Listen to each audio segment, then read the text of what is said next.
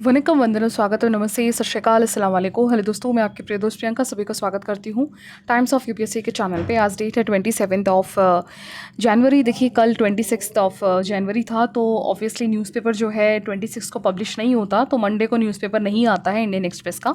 ठीक है, काफ़ी सारे न्यूज़पेपर्स नहीं होते हैं पब्लिश आज, तो 27 को जो है आज हम क्या करेंगे, जो हमारा प्रीवियस के आर्टिकल्स छूटे थे, यानी 23 और 24 और 25 का आर्टिकल छूटा था, यानी फ्राइडे और सैटरडे का। ठीक है, तो उसको कवर कर लेते हैं और कल से हम जो है ट्यूसडे से डेली बेसिस पे हम कंटिन्यू करेंगे जैसे हमारा पहले था। दैट मीन्स हमारा अब से जो है 2-2, 3-3 दिन का जो कंपाइलेशन है वो हम नहीं रखेंगे, हम डायरेक्टली डेली करेंगे। आज मंडे क्योंकि 27 जनवरी की वजह से आज नहीं आया, तो हम आज प्रीवियस ईयर जो बैकलॉग्स हैं उसको कवर कर लेते हैं। ठीक है, तो आपको पता है जैसे कल हमारा 76th ऑफ रिपब्लिक डे हमने सेलिब्रेट किया, जिसमें हमारे एज अ चीफ गेस्ट के फॉर्म में ये इंडोनेशिया के प्रेसिडेंट है मिस्टर प्राबो सुबिanto। ठीक है, मिस्टर प्राबो जो है, अब देखिए खासियत इसलिए है ना, जब हमारा इंडिया का फर्स्ट रिपब्लिक डे था ना 1951 में, तो सुकर्णो थे उस समय के प्रेसिडेंट इंडोनेशिया के, तो वो भी विजिट पे आए थे उस समय, और हमारा अभी 76 थे। तो दैट मीन्स इससे पता चल रहा है कि पिछले 70 साल में हमारा जो रिलेशन है इंडोनेशियन नेशंस के साथ, या फिर साउथ ईस्ट नेशंस कह लो, ये काफ़ी बेहतरीन हो गया है और हो रहा है और भी आगे। ठीक है, तो उस पर एक आर्टिकल है। इसके अलावा एक आर्टिकल है जो आपको पता है, जब से डोनाल्ड ट्रंप आए हैं अपने पदवी पे एज अ यूएस के सेकंड टर्म पे प्रेसिडेंट के फॉर्म में, तो बहुत ही खलबल मच चुकी है। तो अभी रिसेंटली वापस से डब्ल्यूएचओ के ऊपर एक आर्टिकल आया है कि अब डब्ल्यूएचओ से इन्होंने कह दिया कि यूएसए जो है फंडिंग नहीं करेगा, तो उससे क्या क्या इम्पैक्ट होने वाला है, इस पर एक आर्टिकल है। इसके अलावा इन्होंने जो इमिग्रेशन है यानी H1B1 के तहत, या फिर जो यूएसए और मैक्सिको के बॉर्डर से जो बहुत सारे इलीगल माइग्रेंट आते हैं, तो उसके लिए जो जॉय बाइडन की गवर्नमेंट थी, उन्होंने कुछ चीज़ें कर रखी थी, कुछ ऐप लॉन्च कर रखे थे उन्हें लीगली यूएसए में एंटर करने के लिए, उसे इन्होंने अब बैन कर दिया है। तो इस तरह से 2-3 आर्टिकल्स हैं। ठीक है, वो भी देख लेते हैं। इसके अलावा यहाँ पे जो है चाइना फैक्टर, यानी अब जैसे इंडोनेशिया के प्रेसिडेंट का आना, यानी क्योंकि वो साउथ ईस्ट नेशन से, और साउथ ईस्ट नेशंस का जो कनेक्शन है चाइना से काफ़ी अच्छा है, चाहे वो इंडोनेशिया ले लो, चाहे वो वियतनाम ले लो, चाहे वो कंबोडिया ले लो। ठीक है, इन शॉर्ट जो आसियान के नेशंस हैं उनका रिलेशन चाइना के साथ काफ़ी अच्छा है। तो अब यहाँ ये देखना है कि इंडिया इंडोनेशियन के द्वारा एशियन के कंट्रीज से और अपने आप को किस तरीके से बेहतर कर पाता है, उन अपॉर्चुनिटीज़ को सही तरीके से किस तरीके से यूज़ कर पाता है। ठीक है, तो इस तरीके से 2-3 आर्टिकल्स हैं यहाँ पे। और यहाँ एक एडहॉक जजमेंट पे है। एडहॉक जज क्या होते हैं, जब जैसे मान लीजिए किसी भी हाई कोर्ट में या सुप्रीम कोर्ट में जब केसेस बहुत ज़्यादा पेंडिंग में होते हैं और आपके पास वैकेंसी खाली पड़ी, यानी आपके पास जजेस की भी कमी है। ठीक है, तो क्या होता है कि एडहॉक यानी उस टर्म कंडीशन के लिए, उस काम को कंप्लीट करने के लिए कुछ जजेस का जो है अपॉइंटमेंट किया जाता है। ठीक है, तो उसके ऊपर है यहाँ पे एक आर्टिकल, देख लेते हैं कौन अपॉइंट करता है, क्या है। ठीक, तो 1 बाय 1 करके डिस्कस कर लेते हैं। तो सबसे पहले यहाँ पे जो है अब डोनाल्ड ट्रंप जी के ऊपर है आर्टिकल। आपको पता है जैसे ही ये ट्रंप जो है एज अ प्रेसिडेंट के फॉर्म में आए यूएसए के, तो उन्होंने धड़ाधड़ करके, पिछले लास्ट वीडियो में हमने डिस्कस किया था कि इन्होंने एकदम से जो है 2 जेंडर ही होंगे, मेल फीमेल, H1B1 कैंसिल होगा, या फिर इसकी जो लिमिट है वो और रखी जाएगी, जो टैरिफ है वो बढ़ाया जाएगा। ऑल्दो जो रिजर्व इनका जो रिजर्व वो है बैंक है ना, वो फेडरल डिसाइड करेगा किस पे कितना करना है। ठीक है, इसके अलावा एग्जीक्यूटिव की तरफ से बहुत सारे टैरिफ्स के बारे में बहुत कुछ इन्होंने जो है अपने जो काउंटर करना है, यानी जो डब्ल्यूएचओ से मेंबरशिप को हटाना या फंडिंग को हटाना है ना, पेरिस क्लाइमेट से इतना सीरियसनेस से एक्शंस ना दिखाना, तो अनगिनत बहुत सारी चीज़ें इन्होंने शुरू कर दिया। तो उसमें से सबसे पहला भी यहाँ पे राइटर जो बात कर रहे हैं इस आर्टिकल में, वो है टैरिफ के ऊपर। राइटर बता रहे हैं कि यहाँ पे ट्रंप ने जैसे ही बोला था कि जैसे ही वो सत्ता में आएंगे, वैसे ही जैसे चाइना नेशन है, मैक्सिको है, कनाडा है, इन नेशंस में ये टैरिफ लगाएंगे, तो उसमें इंडिया भी पीछे नहीं है। ठीक है, इंडिया पे भी लगेगा, और इन्होंने बोला कि इंडिया के कुछ प्रोडक्ट्स पे तो 100% लग सकता है। और उसकी शुरुआत, जैसे कुछ नेशंस की शुरुआत तो इन्होंने बोली है कि February 1 से शुरू हो जाएगा। ठीक है, तो यहाँ पे इंडिया की अगर हम बात करें तो यूएसए और इंडिया के बीच का रिलेशन जो पिछले 1-2 साल से है बायलैटरल, वो 120 बिलियन का रहा है। काफ़ी बड़ा इंपोर्टर है यूएसए, किसका, इंडिया का। इंडिया से काफ़ी चीज़ें जो है इंपोर्ट की जाती हैं यूएसए के लिए, और इसके अलावा मतलब यानी एक्सपोर्ट किया जाता है यानी। और इसके अलावा इंडिया और यूएसए ने भी रिसेंटली एमओयू भी साइन किया था, किस चीज़ के लिए, जो क्रिटिकल मिनरल्स होते हैं जो ईजिली अवेलेबल नहीं होते हैं, उनके बीच में एमओयू साइन किया था, ताकि दोनों नेशंस एक दूसरे को जो है एक्सपोर्ट इम्पोर्ट कर सकें उसका। ठीक है, और इसके अलावा जो है जितने पॉसिबल चेंजेस हो सकते हैं, इंडिया और यूएसए ने आपस में ट्रेड को और बेटर करने के लिए पॉलिसीज़ में भी अमेंड करी थी। ठीक है, तो यहाँ पे राइटर बता रहे हैं कि ऑल्दो अमेरिका के देखिए हमेशा से रहा है कि जो अमेरिका फर्स्ट पॉलिसी है, ठीक है, 1990 के बाद लिबरलाइजेशन अपनाने के बाद भी जो है यहाँ पे कुछ नेशन जैसे अमेरिका है उनमें से, जिसका हमेशा से मोटिव रहा है कि अमेरिका फर्स्ट रहे, है ना, ट्रेड में भी, नेगोशिएशंस में भी अमेरिका का जो बेनिफिट है ना वो ज़्यादा होना चाहिए। सेम वही जो फिनोमिना है ट्रम्प के रूलिंग में भी देखते हैं कि ट्रम्प का हमेशा से कहना है कि देखिए हमें भाई के बाहर से आने वाले माइग्रेंट से प्रॉब्लम नहीं है, लेकिन हमें अमेरिकन के सिटीजन को पहले प्रायोरिटी देनी है। सेम ऐसे ही टेक्नोलॉजी में ले लो या फिर किसी ट्रेड में ले लो, तो पहले अमेरिका का जो प्रोडक्ट है वो बिकना चाहिए, अमेरिका के लिए बेनिफिशियल होना चाहिए। ये इनका जो है मोटिव रहा है, ठीक है। और अगर हम इंडिया और इसकी बात करें तो देखिए अभी रिसेंटली इंडिया ने भी जो है, आपको पता है 2020-21 के आसपास जो RCEP है, ठीक है, जिसके तहत फ्री ट्रेड एग्रीमेंट होते हैं, उसमें इंडिया ने काफ़ी मना कर दिया था, क्योंकि इंडिया ने सीधा बोला कि मैं किसी नेशंस के साथ RCEP यानी आपका रीजनल कॉम्प्रिहेंसिव इकोनॉमी बोलते हैं इसको, जिसमें क्या होता है कि आप फ्री ट्रेड का साइन करते हो। जैसे मान लीजिए ये इंडिया है, ठीक है, ये दूसरा XYZ कोई कंट्री है, इसके साथ आपने RCEP का साइन कर लिया, तो क्या होगा कि सामने वाला नेशंस आपके नेशंस में बहुत सारी चीज़ें जिसमें वो एक्सपर्ट है उसको वो फ्रीली ट्रेड करेगा, जिसमें आप कोई भी ड्यूटी नहीं लगा सकते, जैसे एग्जाम ड्यूटी लगाते हो या फिर टैरिफ लगाते हो, वो नहीं लगा सकते। इससे फ़ायदा क्या होगा, सामने वाले के लिए तो ट्रेड अच्छा होगा, लेकिन इंडिया में अगर कोई ट्रेडर उसको बना रहे हैं, कोई प्रोडक्ट इंडिया में बन रहा है, तो उसके लिए वो बहुत ज़्यादा कॉस्ट हो जाएगा, उसकी कॉस्ट को बढ़ा देगा वो, ठीक है। तो इंडिया ने इस तरीके से RCEP में साइन नहीं किए, ठीक है, और इवन इंडो पैसिफिक नेशंस के साथ भी इकोनॉमिक फ्रेमवर्क को जॉइंट फ्री एंड ट्रेड वाले में नहीं लिया, ठीक है। तो काफ़ी सावधानी से अपने आप को जो है ट्रेड में आगे बढ़ाते हुए चल रहे हैं इंडिया। लेकिन यहाँ पे USA की बात आएगी तो USA और इंडिया के बीच में देखिए काफ़ी हद तक, जैसे राइटर बता रहे हैं कि यहाँ पे इंटेलेक्चुअल प्रॉपर्टी का इशू आ सकता है, लेबर मार्केट का आ सकता है, गवर्नमेंट की जो प्रोक्योरमेंट डेटा लोकलाइजेशन है इसमें प्रॉब्लम आ सकती है, ठीक है। तो यहाँ पर अब देखने वाली बात है कि टैरिफ किस किस पे कितना लगाते हैं, वो तो टाइम बताएगा।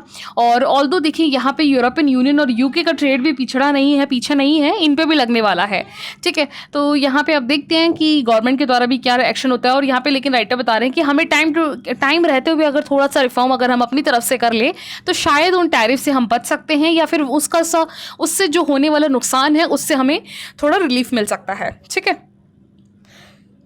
इसके अलावा नेक्स्ट आर्टिकल WHO पे है। देखिए आपको सीधा सीधा आपको पता है कंटेक्स्ट क्या है, क्योंकि अभी आपको पता है ट्रम्प ने आते ही बोल दिया कि भैया USA जो है बहुत बड़ा कंट्रीब्यूटर है WHO वर्ल्ड हेल्थ ऑर्गेनाइजेशन, जो कि UN की यूनाइटेड नेशंस जनरल असेंबली की one of the major organ में से है। क्या करती है ये, ग्लोबली जो है हेल्थ को मेंटेन रखती है, जो भी डेवलपिंग नेशंस है, डेवलप्ड नेशंस है, उसमें जो कम्युनिकेबल डिजीज़ है या फिर नॉन कम्युनिकेबल डिजीज़ हैं उनको इरेडिकेट करने में, ठीक है। फॉर एग्जाम्पल के लिए जैसे पोलियो हो गया, ठीक है, मलेरिया हो गया, डेंगू हो गया, ठीक है, इस तरह के जो बहुत सारे डिजीज़ ऐसे हैं जिससे इरेडिकेट करने में WHO ने बहुत बड़ा काम किया है। इंडिया के साथ भी इसने टाई अप किया है, हर नेशंस के साथ इसका अलग अलग है, 190 प्लस में इसकी कंट्रीज है। मैं आगे और आपको स्टैटिक्स बताऊंगी, ठीक है। तो यहाँ पे राइटर बता रहे हैं, थोड़ा कंसर्न दिखा रहे हैं। देखिए हिस्टोरिकली अगर आप देखोगे तो USA जो है वन ऑफ द बहुत बड़ा मेजर फंडिंग मेंबर रहा है, क्योंकि देखो आपको पता है जैसे USA आपका P5 नेशंस जो पावरफुल नेशंस में से UN के मेन सिक्योरिटी काउंसिल में परमानेंट मेंबर में one of the Nations USA है। तो इन P5 मेंबर्स का इन जैसे ऑर्गेनाइजेशन में WHO हो गया, WTO हो गया, ठीक है, यूनाइटेड नेशन सिक्योरिटी काउंसिल हो गया, यूनाइटेड नेशन इन्वायरमेंट प्रोग्राम्स हो गए, इन सारे ऑर्गेनाइजेशन में इन P5 कंट्रीज का कंट्रीब्यूशन ले लो या वोटिंग पावर ले लो या वीटो पावर ले लो, ये ज़्यादा ही है एज कंपेयर बाकी डेवलपिंग नेशन से, ठीक है। अब आप सोचो USA बहुत बड़ा फंड डोनेटर है WHO का। अब वो WHO से अगर अपने आप को पीछे खींच लेता है तो सोचिए WHO के पास फंडिंग का कितना बड़ा रेशो कम हो जाएगा। और वो जो कम्युनिकेबल डिजीज़ है उनको इरेडिकेट, जैसे एशिया के या अफ्रीका में बहुत सारे ऐसे कंट्रीज़ हैं जो आज भी गरीबी में हैं, उनको हेल्प करने में कितना ज़्यादा प्रॉब्लम जो है ये WHO को फेस करना पड़ेगा, ठीक है। तो ये बहुत बड़ा, जैसे अब ये वही वाली बात है, जब डोनाल्ड ट्रंप 17 से लेकर 21 तक के पहले टेन्योर में आए थे ना, तो इन्होंने यूनेस्को से अपने आप को बाइफरकेट कर लिया, इन्होंने हटा लिया था।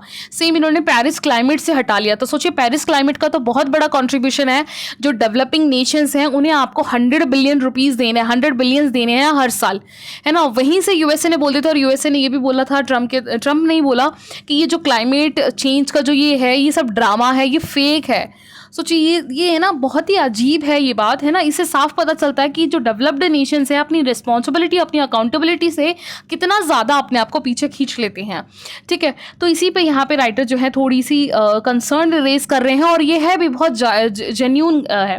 और अगर आप बात करोगे यूएसए का, जैसे जब से कोल्ड वॉर चल रहा था, इवन सोवियत यूनियन के साथ यूएसए का कोल्ड वॉर चल रहा था, तब भी डब्ल्यूएचओ के द्वारा उस समय जो सोल्जर्स थे, जो भी इश्यूज चल रहे थे, जैसे स्मॉल पॉक्स हो गया या और भी इश्यूज थे, उसे इरेडिकेट करने में डब्ल्यूएचओ का बहुत बड़ा रोल रहा है, ठीक है। इसके अलावा डब्ल्यूएचओ का जो है सीडीएस यानी centre for disease control and prevention में भी इसने काफ़ी अच्छा खासा अपना हाथ दिया है ना। तो यहाँ पे ट्रम्प के एग्जीक्यूटिव ऑर्डर्स नो डाउट यहाँ पे सीज नेगोशिएशंस नहीं होने दे रहे, ठीक है। यहाँ पे बात जो है काफ़ी ज़्यादा फ्यूचर के हिसाब से काफ़ी ज़्यादा कॉम्प्लिकेटेड क्रिएट किया जा रहा है इसको। देखिए इसका रीज़न अगर आपको पता होगा, ट्रम्प ने क्यों डब्ल्यूएचओ को बोला, इन्होंने इसलिए सीधा सीधा बोला कि डब्ल्यूएचओ जो है फेलियर रहा है कोविड के टाइम पे। कोविड क्या है, एक बहुत बड़ा पेंडेमिक था जिसमें 800 जो आपके मिलियंस यानी आपके जो 800 करोड़ के आसपास जो जनता है पूरे ग्लोब की, है ना, उन्हीं को बचाने में कहीं ना कहीं नाकाम रहा है, ठीक है, डब्ल्यूएचओ, है ना। तो यहाँ पे इन्होंने एलिगेशंस लगाया, और एक एलिगेशन ये भी लगा था कि डब्ल्यूएचओ ने जो कोविड का स्प्रेड है, यानी कहाँ से किस नेशन से सबसे ज़्यादा ये स्प्रेड हुआ है, उस पर कोई एक्शंस नहीं उठाया। आपको पता है काफ़ी अफवाहें, काफ़ी न्यूज़ यही आ रही है, क्योंकि प्रूफ किसी के पास नहीं है कि चाइना के लेबोरेटरी से ही ये डिजीज़ आया था या नहीं आया था, क्या है उसका एक्शन क्या है, इस पर कोई बात नहीं उठाई गई है डब्ल्यूएचओ के बाद भी। आप आज कोविड खत्म हुए 4 साल हो गए, सोचिए आप, है ना, कोई भी एक्शंस नहीं लिया गया है। तो यहाँ पे कहीं ना कहीं जो यूएसए है उनकी तरफ से भी बात सही है कि हम इतने ह्यूज अमाउंट में टैक्स देते हैं, हमारे जो टैक्स पेयर्स हैं उनका पैसा डब्ल्यूएचओ में जाता है, लेकिन डब्ल्यूएचओ अकाउंटेबल नहीं है, ट्रांसपेरेंट नहीं है, जिसकी वजह से मुझे अपना मेंबरशिप यहाँ से निकालना पड़ रहा है, यानी मेरा जो फंडिंग है वो अब से डब्ल्यूएचओ को नहीं जाएगा, ठीक है।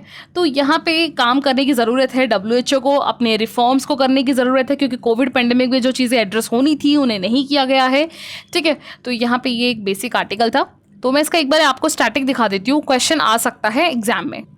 देखिए डब्ल्यूएचओ का अगर आप बेसिक देखोगे, वर्ल्ड हेल्थ ऑर्गेनाइजेशन इसकी फुल फॉर्म, ठीक है। ये क्या है, इसके 194 मेंबर्स होते हैं, और इसमें जो है देखिए मैंडेट हैं कुछ चीज़ें इसमें।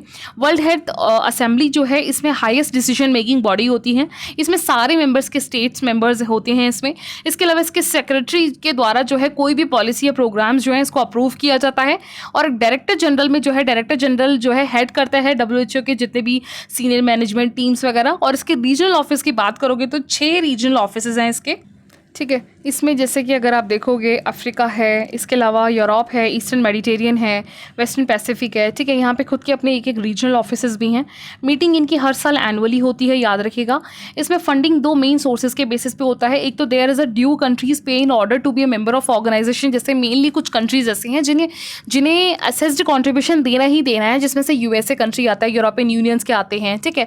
एक है था वॉलंट्री, जिसमें आप मेंबर्स हो और आप वॉलंट्री है, ठीक है। ऐसा नहीं है कि आपको जो है बहुत ही कंपलसरी देना है। तो फिलैंथ्रोपिक फाउंडेशंस के बेसिस पे या प्राइवेट सेक्टर के बेसिस पे यहाँ पे आप वॉलंटरी कॉन्ट्रीब्यूशंस दे सकते हो, ठीक है। या फिर यूएन के अगर आप ऑर्गेनाइजेशंस के किसी के मेंबर्स हैं तो आप यहाँ पे वॉलंटरी दे सकते हो, ठीक है। अब इंडिया और डब्ल्यूएचओ के पार्टनरशिप में, जैसे यहाँ पे मेंस का क्वेश्चन 2020 में भी आया था कि कोविड में जो है क्रिटिकली एग्जामाइन कीजिए कि डब्ल्यूएचओ ने किस तरीके से कोविड को संभालने में या उसके जो प्रॉब्लम्स एड्रेस करने में काम किया। तो यहाँ पे इंडिया और डब्ल्यूएचओ का जो पार्टनरशिप है वो अगर हम देखें तो देखिए इंडिया के साथ उन्होंने डिजीज कंट्रोल प्रिवेंशन में काम किया, जैसे ट्यूबरक्लोसिस, मलेरिया को इरेडिकेट करने में, ऑल्दो इरेडिकेट नहीं हुआ है लेकिन अभी भी पेशेंट्स कम हो गए हैं, जैसे HIV एड्स को कम करने में, ठीक है। जम्मू एंड कश्मीर में इसने काफ़ी ज़्यादा कोविड-19 को जो है इरेडिकेट करने में या हटाने में या कंट्रोल करने में काफ़ी ज़्यादा वैक्सीन है हेसिस्टेंसी में काम किया। इसके अलावा मैटरनल चाइल्ड हेल्थ में भी, जैसे प्रधानमंत्री हमारे देश का प्रधानमंत्री सुरक्षित मातृ अभियान है, उसमें फंडिंग करी डब्ल्यूएचओ ने, ठीक है। इसके अलावा नॉन कम्युनिकेबल डिजीज़ में अगर आप बात करोगे, जैसे कि अगर आप बात करोगे डायबिटीज़ है, कैंसर है, कार्डियोवैस्कुलर डिजीज़ है, इनमें फंडिंग का काम करता है डब्ल्यूएचओ। इसके अलावा जैसे कि यहाँ पे इंडिया और डब्ल्यूएचओ के बीच में साइन भी हुआ है global centre for traditional medicine का, जामनगर गुजरात में है, यहाँ पे एस्टेब्लिश किया गया है मेडिकल का, ठीक है। हेल्थ रिसर्च पे फोकस किया जा रहा है इंडिया और डब्ल्यूएचओ के द्वारा मिलकर। तो इस तरीके से बहुत सारे ऐसी चीज़ें हैं जिसमें डब्ल्यूएचओ और इंडिया का कॉन्ट्रीब्यूशन है, और सिर्फ इंडिया ही नहीं, अलग अलग नेशंस का, जैसे यूएसए का होता है, यूरोपियन यूनियंस के कंट्रीज़ का, इस तरीके से मिलके ये काम करते हैं। और अगर ग्लोबली देखें तो गाइडलाइंस में अगर देखें तो ये क्या करता है, ग्लोबल हेल्थ के स्टैंडर्ड्स बताता है। जैसे अगर कोई पेंडेमिक है तो पेंडेमिक किस बेसिस पे कहोगे, अगर डिजास्टर आ गया तो किस बेसिस पे कहोगे, किसी को जो कोई डिजीज़ है तो उसके क्या क्या सिम्टम्स हैं, ये डिजीज़ है, ये डिजास्टर है, ये कौन डिसाइड करती है, ये WHO गाइडलाइन निकालती है, आईलाइन, ठीक है, आए दिन।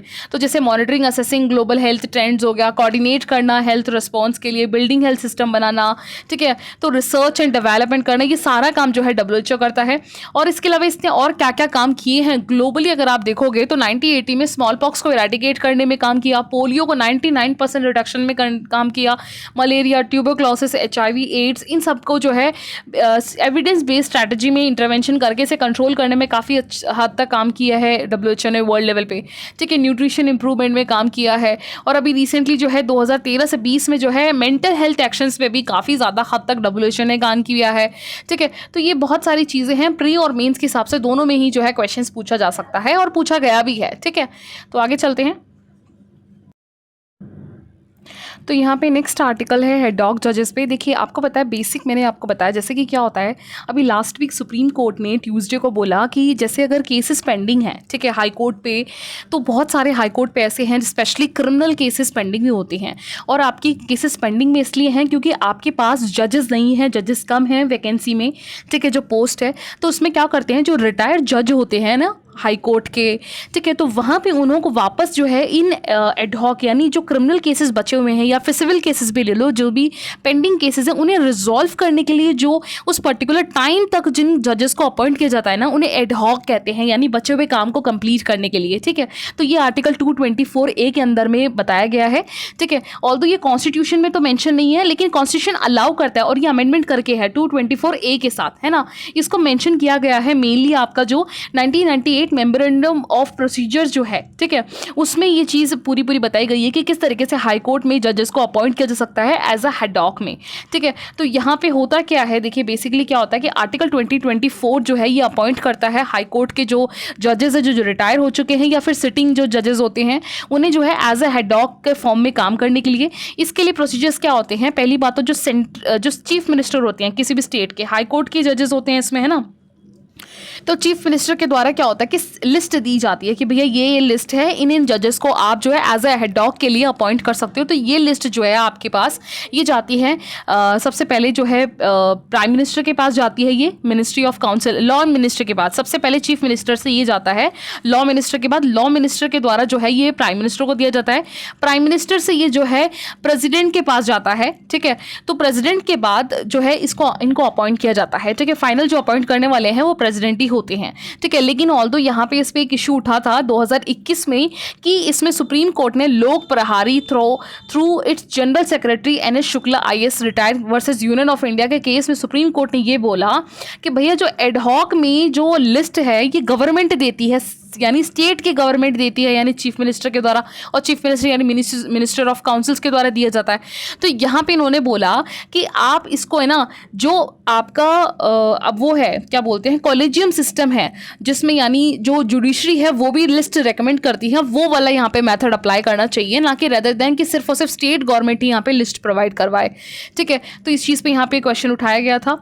ऑल्दो क्योंकि पता है क्या होता है, इसमें यहाँ पे यूज़ किया गया है कि क्या होता है कि अगर आप कॉलेजियम नहीं यूज़ करोगे ना तो एडहॉक का ओवर यूज़ करने के चांसेस भी हैं। एडहॉक एक्चुअली यूज़ इसीलिए किया जाता है जब आपके पास आपके अपॉइंटेड जजेस जो वैकेंसीज निकाली गई हैं उससे 20% कम हो, ठीक है, आपके पास जजेस की कमी है, तभी जाके आप हेडॉक जजेस को यानी जो रिटायर्ड जज हैं या फिर जो भी गवर्नमेंट को लगता है उन्हें अपॉइंट करा जाता है प्रेसिडेंट के द्वारा।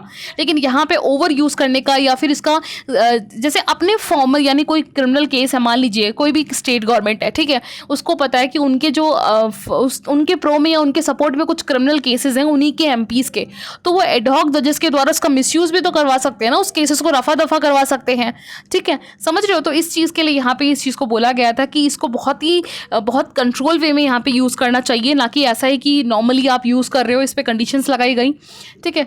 तो यहाँ पे आप कब, जैसे फॉर एग्जाम्पल कब कितने टेन्योर के लिए, जैसे यहाँ पे सुप्रीम कोर्ट के द्वारा कुछ एग्जाम्पल्स बताए गए हैं। 1972 में जो मिस्टर सूरज बहन है, उन्हें बहान है जो है इलेक्शन पिटीशंस के ऊपर केस रिजॉल्व करने के लिए अपॉइंट किया गया था। 1982 में मद्रास हाई कोर्ट के द्वारा 1983 के केसेस में मिस्टर जस्टिस वी वेणुगोपाल को किया गया। ठीक है, इलाहाबाद की जो अयोध्या का जो केस था उस समय सॉल्व करने के लिए श्रीवास्तव को जो है अयोध्या के हाई कोर्ट के फॉर्म में जजेस के फॉर्म में अपॉइंट किया गया था। तो एक टाइम लिमिट होता है यहाँ पे, ठीक है, याद रखिएगा इसको। तो ये है एक आर्टिकल। इसके अलावा नेक्स्ट आर्टिकल देखिए, ये CP1 ऐप है। ये पूछा जा सकता है कि आपसे क्या है ये CBP ऐप है। एक्चुअली ये ना डोनाल्ड ट्रंप से पहले जो जॉय बाइडेन का टाइम टेन्योर पीरियड था ना, तो आपको पता है जैसे ये USA है, जैसे आपको पता है ये USA है, ठीक है, तो ये USA है आपका, है ना, ये कनाडा आता है, ये USA आता है, और ये मैक्सिको है, ये गल्फ ऑफ है। तो यहाँ पे क्या होता है कि मैक्सिको और USA के बीच में बहुत सारे इलीगल माइग्रेंट्स USA की तरफ जाते हैं या फिर कनाडा से आते हैं। तो क्या होता है कि यहाँ पे बाइडेन की गवर्नमेंट ने इन जैसे बहुत सारे लाखों, कम से कम 10 मिलियन माइग्रेंट्स थे जो इलीगली आए थे, तो उन्हें यहाँ पे USA में एंटर करने के लिए इन्होंने एक ऐप लॉन्च किया जिसको CBP ऐप बोलते हैं, ठीक है। तो 1 एंट्री प्रोग्राम था ये। इन्होंने कहा इन्होंने इस प्रोग्राम का इसमें काम क्या होता था कि CBP के अंडर में क्या होता है कि हर दिन कम से कम 1450, यानी जितने भी लोग हैं, लाखों में लोग हैं, उनमें से नियरली 1400 लोग लॉटरी के मेथड से जो है सेलेक्ट होंगे, और उन लोगों को जो है USA में उनका इंटरव्यू होगा, फिर USA में जो है उन्हें एंटर करने दिया जाएगा। तो ये पॉलिसी जो है जॉय बाइडेन के द्वारा कहीं ना कहीं जो इमिग्रेंट आ रहे हैं इलीगली, उनको एक सपोर्टिव में दिया गया था, ठीक है, अगर आप USA आना चाह रहे हो तो। लेकिन अब क्या हुआ, 20 तारीख को डोनाल्ड ट्रंप जैसे ही सत्ता में आए, इन्होंने कहा सीधी बात है, ये इलीगल इमिग्रेशन स्पेशली जो मैक्सिको से आ रहे हैं उन्हें रद्द किया जाए। इससे पहले जितने भी आ चुके हैं, जो भी एग्जिस्ट है, उन सब को, उनके जो अपॉइंटमेंट्स हैं उन सब को कैंसिल कर दिया जाए, ठीक है। तो इसलिए ये न्यूज़ में है CBP1 ऐप, ठीक है, नाम से पूछा जा सकता है, बाकी तो ये डोनाल्ड ट्रंप जी के पे ही आर्टिकल है। और यहाँ पे इंडो पैसिफिक के पे जकार्ता, अच्छा ये इंडोनेशिया वाला है। देखिए यहाँ पे प्रबोवो सुबांतो का जो विजिट है, प्रेसिडेंट ऑफ इंडोनेशिया, उसी के ऊपर है कि ये रिपब्लिक डे पे आया। और 1950 में भी जो है मिस्टर सुकर्णो जो है उस समय के जो प्रेसिडेंट थे इंडोनेशिया के, वो विजिट पे आए थे, ठीक है। और इंडिया और इंडोनेशिया का जो रिलेशन है 1990 के बाद से ही काफ़ी बेहतरीन रहा है। जैसे कि इंडिया एक्ट ईस्ट पॉलिसी, यानी एक्ट में, यानी ईस्ट की तरफ जितने भी आसियान के नेशन है उनके साथ हमने अपने आप को जोड़ने में बहुत बड़ा जो है कंट्रीब्यूशन किया है। जैसे आपको पता होगा आसियान के साथ है ना, इंडो पैसिफिक में रिम एसोसिएशंस में ले लो, आसियान के साथ ले लो, अभी ब्रिक के नेशंस में भी इंडोनेशिया का मेंबरशिप दिलाना, ठीक है। और अगर हम बात करें इंडिया और इंडोनेशिया के बीच में, तो देखिए अभी इंडोनेशिया की जो इकोनॉमी की वर्थ है ना, वो 1.4 ट्रिलियन है, और ये अभी टॉप 10 कंट्रीज में से आती है वर्ल्ड के, ठीक है। और इंडिया और पैसिफिक में जो रिलेशन है, इंडोनेशिया का बहुत बड़ा रोल है। और इंडोनेशिया का जो है इस बीच East Asia, India, Africa, Middle East, Europe, इनका एक पूरा अच्छा खासा ग्रुप है जो सदर्न इंडियन ओशियंस में है, ठीक है। और यहाँ पे जो है रिम एसोसिएशन साउथ, जब आपको पता है रिम एसोसिएशन इंडियन ओशन जो है एक बहुत बड़ा बैकबोन है इन सारे नेशंस के लिए, स्पेशली पॉलिटिकल सिक्योरिटी कंसल्टेशंस के लिए, ठीक है। तो ये इंडिया का एक बहुत बड़ा एक अच्छा एक मौका है, क्योंकि इन्हीं नेशंस के, इन आसियान के नेशंस का चाइना के साथ भी बहुत अच्छा रिलेशन है। और जिस तरीके से चाइना के द्वारा इंडियन ओशंस में इंटरवेंशन किया जा रहा है, उस चीज़ के लिए, उसको कंट्रोल करने के लिए यहाँ पे साउथ ईस्ट कंट्रीज़ के साथ इंडिया का रिलेशन बनाना बहुत ज़्यादा ज़रूरी है, ठीक है। तो यहाँ पे राइटर यही बता रहे हैं, अभी ऑल्दो इंडिया और जैसे दिल्ली और जकार्ता ने मिलकर ट्रेड में 30 बिलियन का जो है अभी पार्शली काम किया है ट्रेड रिलेशंस को बढ़ाने के लिए। स्पेशली अगर आप मैरीटाइम सिक्योरिटी की बात करो, टेक्निकल कम्युनिटी की बात करो, मिलिट्री एक्सचेंज की बात करो, डिफेंस इंडस्ट्रियल कोलैबोरेशन, इस पर ट्रीटीज़ करी हैं। इंडो पैसिफिक जो है, मेनली इंडो पैसिफिक के थ्रू भी जो है जकार्ता और दिल्ली आपस में बायलैटरल रिलेशंस को बढ़ा रहे हैं, ठीक है। तो यहाँ पे चाइना को काउंटर करने के लिए यहाँ पे कहीं ना कहीं, नो डाउट वो बात अलग है कि इंडोनेशिया का रिलेशन चाइना के साथ बहुत बेहतरीन है आसियान कंट्रीज़ का, ठीक है। लेकिन इंडिया को यहाँ पे इंडोनेशिया के साथ अपना अच्छा कॉन्ट्रीब्यूशन, अपना रिलेशन बना के रखना एक सेफ जोन होगा, ठीक है। तो ये एक आर्टिकल है इस पर। इसके अलावा यहाँ पे सेम ही आर्टिकल है जकार्ता का। तो यहाँ पे राइटर एक चीज़ और बता रहे हैं कि देखिए इंडोनेशिया का साथ रिलेशन कितना अच्छा है। अभी रिसेंटली हमने 2022 में जब हमने होस्ट किया, उसके बाद इंडोनेशिया ने होस्ट किया G20 में, है ना, उसको मेंबरशिप दिलाई। इंडोनेशिया जो है G20 का मेंबर हो गया। ब्रिक्स नेशंस के साथ भी काफ़ी अच्छा इसका जो है कॉन्ट्रीब्यूशन है। तो ये कहीं ना कहीं जो है इंडो पैसिफिक के डोमेन्स में इंडिया का डोमिनेंस को बढ़ाने में इंडोनेशिया बहुत बड़ा एक हेल्प कर सकता है। तो जैसे राइटर बता रहे हैं कि यहाँ पे आसियान नेशंस के साथ साथ जो है यहाँ पे इंडिया को जो आपका IPOI है, यानी इंडिया पैसिफिक ओशन इनिशिएटिव्स एक जॉइंट स्टेटमेंट है जिसपे अलाइन करना है इंडिया को, ठीक है, जिससे कमिटमेंट होता है इंडोनेशिया और इंडिया का कि उन्हें कुछ पर्टिकुलर सेक्शंस में अपने आप को प्रमोट करना है। फॉर एग्जांपल जैसे कि प्रो रीजनल एजेंडा, जैसे एशियन कंट्रीज को आपस में जो है एशियन प्लस पॉलिसी पे सपोर्ट करना है, या फिर यहाँ पे अनदर पोटेंशियल है यहाँ पे आपस में पार्टनरशिप्स करके जो उनके साइड में और भी नेशंस है जैसे ऑस्ट्रेलिया है या और भी नेशंस के साथ इन्हें ट्राइलेटरल फ्रेमवर्क्स को बढ़ावा देना है, ठीक है। तो ये सारी चीज़ें किस में होती हैं, आपके जो ASEAN outlook on Indo Pacific में और इंडिया पैसिफिक ओशंस इनिशिएटिव में, यानी इंडियन ओशन और पैसिफिक का है ना, Indian Ocean Pacific Rim associations का, तो इनका आपस में मिलकर आपस के देशों के साथ दोस्ती बना के रखना, ठीक है। इसके अलावा ये बिल्ड कर सकता है IPOI और IOR Indian Ocean Rim Association के साथ, और इसने जो है अपने आप को आसियान प्लस और ईस्ट एशिया समिट्स जो है, आसियान रीजनल फोरम, इन सब के साथ इंडिया ने जो है अपने आप को और इंगेज किया है, इसको और आगे बढ़ाना चाहिए। और आपको पता है म्यांमार भी काफ़ी लंबे टाइम से मिलिट्री कू के अंडर में है, ठीक है, लेकिन Myanmar one of the ASEAN nation में है, तो बहुत बड़ा एक प्रोमिनेंट रोल रखता है ये भी। इसके अलावा जो बीमस्टेक है हमारा, Bay of Bengal initiative for multi sectoral technical and economic cooperation, इसमें भी जो है इंडिया को ईस्टर्न नेबरहुड के साथ और जॉइंट इनिशिएटिव्स को एक्सपैंड करने की ज़रूरत है, ठीक है। तो अभी जो प्रैबो आए हैं इंडिया के विजिट में, नो डाउट ये पहले के टाइम पे भी जो है मिस्टर सुकार्नो जो इनके प्रेसिडेंट थे 1951 में जवाहरलाल नेहरू के टाइम पे विजिट था, और अब जो है अब जो इनका भी मिस्टर मोदी जी के टाइम पे विजिट है वो ऑफिशियल सिक्योरिटी असिस्टेंस को बढ़ा सकता है, ब्रिक जैसे नेशंस को, इंडियन पैसिफिक ओशन इनिशिएटिव्स को, ट्राइलेटरल फ्रेमवर्क्स को, स्पेशली चाइना के रिगार्डिंग, क्योंकि चाइना के द्वारा जिस तरीके से इंडियन ओशन में इंटरवेंशन कर रहे हैं, या फिर हम्बन टोटा जैसे श्रीलंका के पोर्ट्स पे कंट्रोल करना, इंडियन ओशंस के अंडर में अपने आप को अपना रीजन बताने के एक स्ट्रैटेजी जो फॉलो की जा रही है उसको कंट्रोल करने के लिए कहीं ना कहीं इंडिया को इन जैसे इंडोनेशियन आसियान कंट्रीज़ के साथ अपने ट्रेड रिलेशंस को बढ़ाना एक समझदारी होगी, ठीक है। तो ये स्ट्रैटेजी को बढ़ाना ज़्यादा ज़रूरी है इंडिया के लिए, ठीक है। तो ये ओवरऑल आर्टिकल था, और एक बार ये मैप देख लो इंडोनेशिया का, ठीक है। इसमें ये जैसे सिंगापुर, जकार्ता, आपको पता है क्वेश्चन भी पूछा गया था, जैसे ये अंडमान निकोबार हमारे एरिया है, तो यहाँ पे सबसे पास आइलैंड कौन सा है, जावा है, ठीक है। तो ये मैप में आ चुका है, और बाकी आप एक बार देख लीजिए, Papua New Guinea, Indonesia, Brunei, Malaysia, Cambodia, Vietnam, ASEAN के कौन कौन से नेशंस हैं, इंडो रिम एसोसिएशन के कौन कौन से मेंबर्स हैं, ब्रिक के कौन कौन से नेशंस हैं, ये सारे पूछा जा सकता है, इनमें से किसी के ऊपर भी पूछा जा सकता है क्वेश्चन, ठीक है। तो ये ओवरऑल आर्टिकल था। Thank you.